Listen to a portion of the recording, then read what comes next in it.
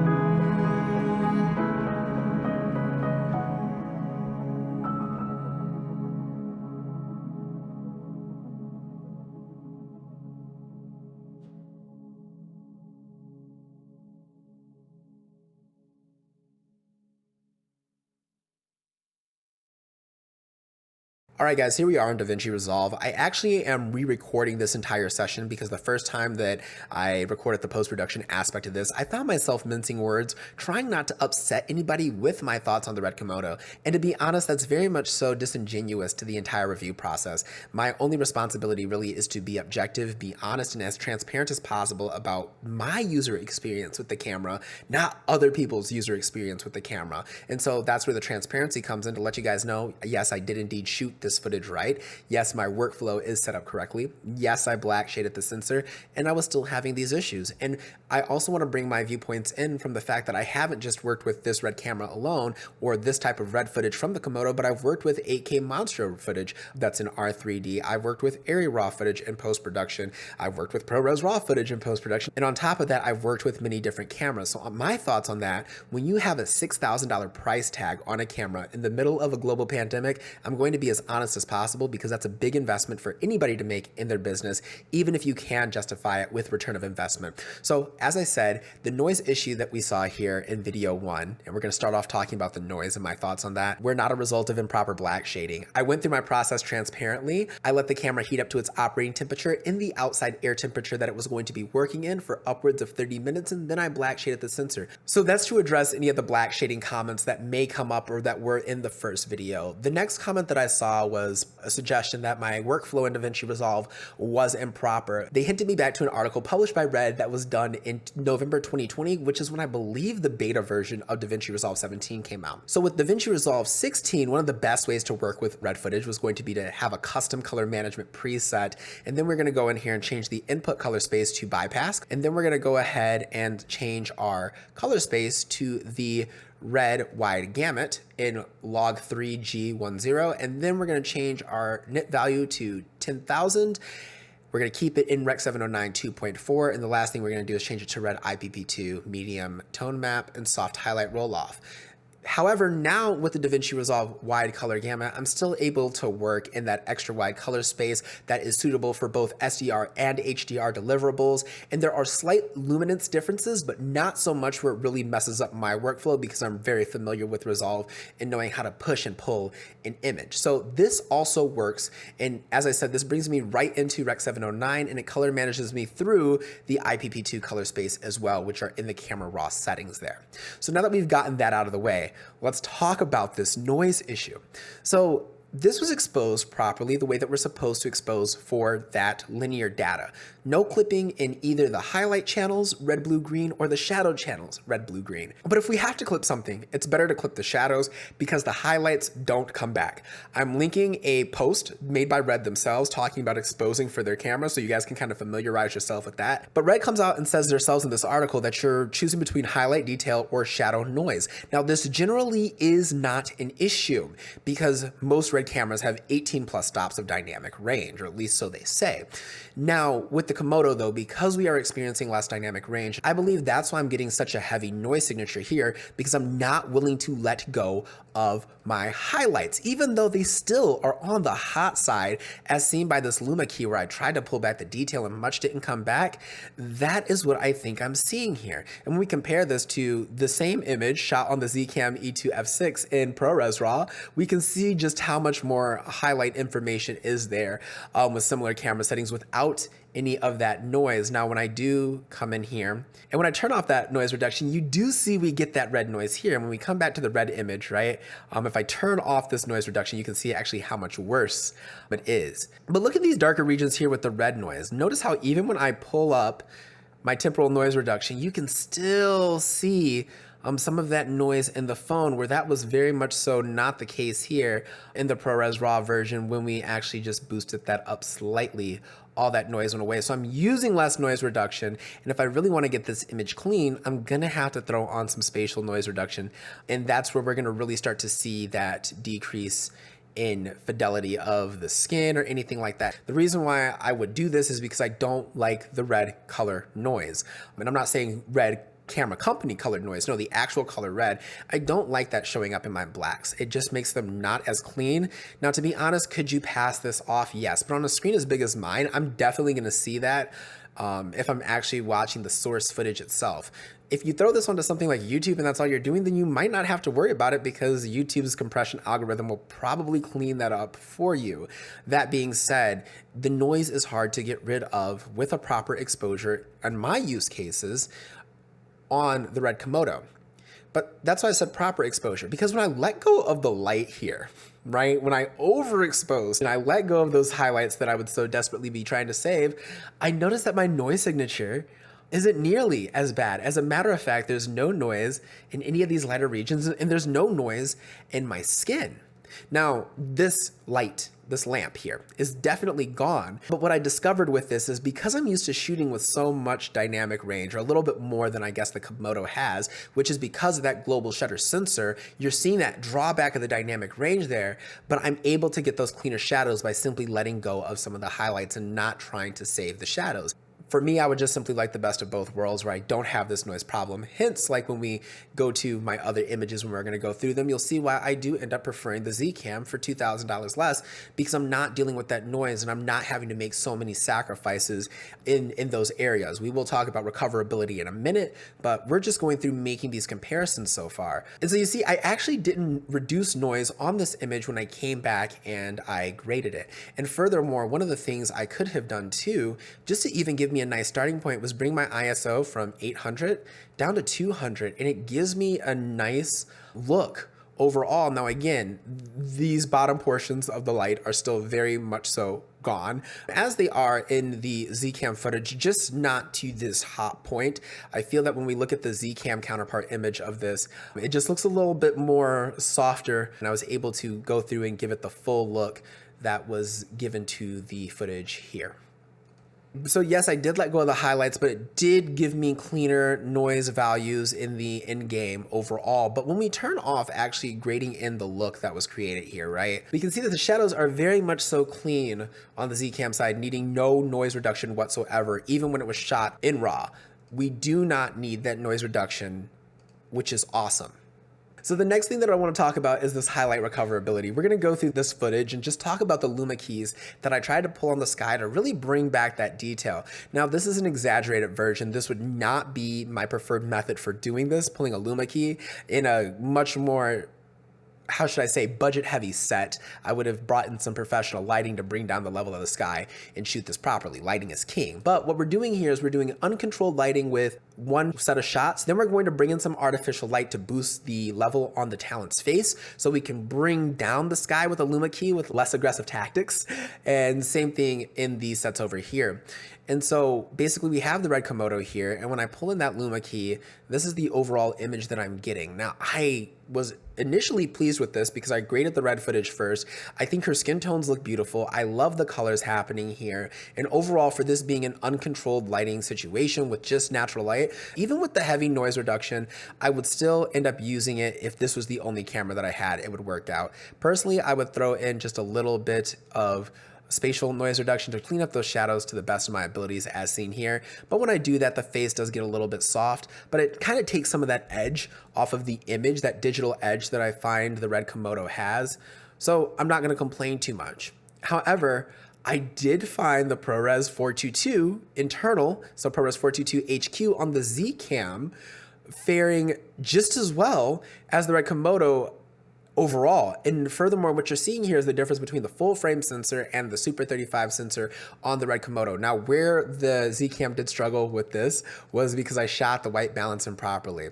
So you can see here that the image is much cooler. And if I go through and reset all of my white balance adjustments that I ended up doing on this very, very first node, you can see here, this is what the image would look like if I did not balance it off the bat. So I did mess up the white balance, which is why you're seeing those artifacts as I push this image so hard, trying to break it in the name of the game, to say the least. But when I bring back in that luma key, I feel like I'm getting a little bit more of a depth out of the sky here, and perhaps that's just because of how much more dynamic range, again, the Zcam has. We're going against a 16-bit image here, so that's where I was really shocked. And then I went in and relit the image again, and then did one final pass, and brought some levels back into Rec 709 legality. Actually, I think I tweaked the skin tones here. I brought the levels back into Rec 709 legality over here because some of the color channels did push outside of 75% of that color spectrum there.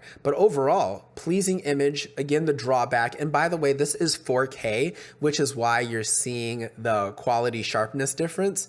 That's because I had to shoot this on my Atmos recorder. I left my SSD at home, but I was able to get 6K ProRes RAW. And so that's what we're going to see here again in this uncontrolled lighting situation. When we put the Zcam into RAW, those skin tones fare much better. There's so much more fidelity in the skin tones. And looking at the information that I have in the sky, and then even off the bat, how this line here, when we're looking at the image in Rec 709 here, this line is so tight, because I don't believe that it has the dynamic range to fully capture all the beauty of the sky in that scene without sacrificing something else. Even if I brought it down, my noise situation was just going to get worse. So when I look over here, and we go through and we break down the image piece by piece with each grading pass. So this was the original, what we had going on into Rec 709 here. We do our initial grading pass, and automatically just the beauty of the image comes out. Now, I don't really need to do a luma key to pull down the sky, but just to exaggerate and get more relighting out of this, since we are in this uncontrolled situation, that's what I'm able to bring back with this 12-bit color information. Again, a relight and pulling some levels back, and I don't even have to be so aggressive on this relight. I could really just let some of the levels fall down just a bit, just so it's not so aggressively bright. But this is a nice high commercial look when we actually have no external lighting at all. This is just the natural lighting and finding the best natural light on location that we possibly could.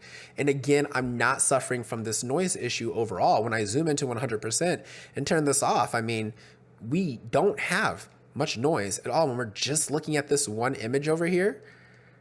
And I have no noise reduction. I have 4.5 noise reduction on. So this is no noise reduction. And if I actually bring it up, that gets rid of all the noise that I really had there to begin with overall. And then I can go through and grade the rest of the image as normal. But again, I'm not tapping into that spatial noise reduction, which is the key. I'm not losing that detail, and I really don't have to put that on at all. I can pass it off as film grain because it's so small. When we bring in the external lighting, and let me turn this back on just for the luma key's sake, you can see the lighting here that's on her face. I really did not like the way this image turned out at all. As a matter of fact, I'd probably just be more so apt to not try the luma key because it's just not coming back. But again, this is one of those situations where I feel like it's probably just best to not try to pull back the sky, because I don't feel like I'm getting that information back, the best bang for my buck anyway. And this is again where the ProRes 422 on the Zcam, I feel shine, because I may not have all that depth, but it looks a little bit more realistic with that key, bringing it back down, where it's like, it looks like I'm just trying to bring down some level here. For me, I naturally gravitate more towards this image because I feel like it has a little bit more of an organic feel to it compared to the red Komodo image, but either one of these are great. Where we really see the differences again in the ProRes RAW image on the Zcam, the skin tones, the fidelity, everything just looks overall much nicer. And we can see just how powerful that luma key is and how much more so I'm able to pull it off even without professional lighting. If we did bring in that professional lighting and bring that level down in camera first and then light the talent around that, we wouldn't have such an extreme luma key. But that's the whole point, is to see how much we're capable of getting out of this image. Now, the image that I did love on the red Komodo was this one here, where the talent wasn't in shade. That's where we saw the noise issue sort of become less prevalent here. This is a little bit more acceptable to me in that daytime situation if we're gonna have it in the shadows on a raw signal. And this is understandable, which shows, again, we're facing the dynamic range issue here on the Komodo. Now, again, the pulling the sky back wasn't necessarily the best look, but it still kind of worked. It just is a little ugly to me, which is why I would probably end up tending to leave it here and just let the sky go, or try to bring it back in a different method instead of the luma key. But the skin tones to me here are rock stars. And so with the fact that I missed the white balance here, that's really where you start to see the pro of having a raw capability on a camera, is because I'm able to adjust it here in post, and here, because I botched it, it wasn't going to get much better than this unless I really went hard trying to bring them back. And then I feel like I'm missing some level of the cleanness, but I mean, I guess that doesn't look too bad as I adjusted that small little bit overall. But what you're seeing here is, again, the difference between the 4K and the 6K as far as how soft it is right here. But what we've discovered here is that the ProRes RAW is always the rock star in this case, in my opinion. This has much more this has a much more organic feel overall, and that's definitely what I was going for. Even when we pull back up some of the temperature here, when we bring up that color temperature, still a very beautiful image. No noise really at all to my knowledge that was horrible or noticeable. A very, very soft overall. And then again, same thing here. When we bring that lighting back on the talent's face, we do have a little bit more level, but because the sky is gone, it's simply gone. I tend to prefer this look right here, but overall the image is still very beautiful on the red Komodo. And if I didn't have the Zcam, I probably would end up buying the red Komodo because it does have a very good image to me Again, I found out that I can just be a little bit more intentional here when it comes to the color temperature that we have here. But overall, again, looking at the ProRes 422 HQ, it's definitely keeping up with the Komodo, especially in the dynamic range category. I think the biggest difference that you would see here is trying to go in and key out a color, because this is 16-bit on the red Komodo and this is 10-bit ProRes 422 HQ. However, it's not bad, but again, the Rockstar here is going to be the ProRes RAW. Much more organic. Dynamic range is beautiful throughout the entire image. Even with the Luma key, what I was able to pull back was simply amazing overall. And if we come here and we take a still of both of these and we go ahead and we play that still, to me, I just tend to love that image on the Zcam a little bit better. There's just a little bit more faithfulness to it overall. And that's what I like. And so again, we did talk about these interior night scenes. Again, no big difference. I did find that the ProRes RAW handled the highlights better here, and that when we looked at the Zcam ProRes 422, I feel like I had to go a little bit harsher on the shadows here than I did on the other ones. But overall, I mean, the levels are pretty much the same. And if anything, I probably am fighting against the Z-Log 2 curve, seeing as I feel that, let me bring in my qualifier over here. I feel like these levels over here are just a little bit lower than they are on the Komodo. Yeah, you can see they're just slightly higher. I feel like I could see my ear a little bit better over here. But when we get into ProRes RAW, I feel like the image is just much more organic again overall, which is why I like how it renders on the Zcam. And then finally, we have our recoverability test. Now, this is how underexposed the image was, my bad. Let me bring this back to where it was shot at. This was the initial shot with no correction at all, just the white balance corrections. And this is the underexposure recoverability test. This one I have to give to the red Komodo hands down, because of the amount of detail really salvaged here because of that linear data. That's where you see the flexibility. And hands down, out of all of these underexposed images, I would take the red Komodo image over the recovered image on the Zcam and ProRes 422 HQ, which was not gonna work at all. I could have told you that the Z-Log 2 curve just is gonna kill that. However, when we do get into ProRes RAW, I do see some very nice recoverability over here. Is it horrible when we look at where we started? This was out of the camera in Rec 709. This was turning off the key light basically from this image. That's all we did here. We turned off that key light and just left on the fill light. And so looking at the differences here, this was the recovered image, and then this was the recovered image over here. I think the biggest thing that got me here was, again, that white balance and really just trying to dial that in overall. Here, I still am liking, though, because I don't have to reduce the noise so heavily. I'm still kind of liking what's going on here. And if I was to go ahead and grade a look around this, I could probably pass some of this off as film grain instead of it being noise. But even if I had to add in a little bit of spatial noise reduction, you can see it doesn't look that bad compared to these two. As a matter of fact, I kind of like this one a little bit better, but this is all personal taste. Both of these images I consider not passing quality control because they're not lit right anyway, but that is besides the point. What we have to ask ourselves here is this. The only time that we really see the red Komodo get an upper hand on the Zcam E2-F6, which is $2,000 less. That's why I chose this camera for all intents and purposes, is when we have the white balance issue. You can definitely balance out these images a little bit better. And also when it comes to shadow recovery, because I'm not going to sit here and tell you that this looks good in any way, shape, or form. It just simply doesn't. This is what we started with, so that's not to be unexpected. I could probably have graded that a little bit better. You can see information's there, but overall it's not going to work. But when we do have that ProRes RAW, we see the camera really shines in what it's able to do in the look of the image. And so to still have this type of image when you're starting out like this and you're able to grade this, that is strong flexibility. So in order to get ProRes RAW, you spend $500 and it's recorded externally, but that is still $1,500 saved. Now, I would love to see the test with Z-RAW. However, I feel like they're going to be pretty comparable because when I did play around with Z-RAW, I like the fact that I still had that flexibility. And so I think that's going to be a pretty comparable situation anyway when we take Z-RAW and encode it to ProRes 444XQ. And that's the last conversation here. Because the Zcam has to be transcoded, that's where we start to see the issue. Is the transcode times going to be, the pain in the workflow? To me, honestly, I would take the transcode times having to convert ProRes RAW or ZRAW to 444XQ to use it in Resolve. And some of these things aren't going to be an issue. If you're using Premiere, it's native. If you're using Premiere with ProRes RAW, it's native. So you won't have the transcode times. So all in all, it just comes down to my thoughts again with these issues that I saw with this camera. Again, I would not use the Komodo as an A-cam when there's cheaper A-cam alternatives out there that produce stunning images for $2,000 less.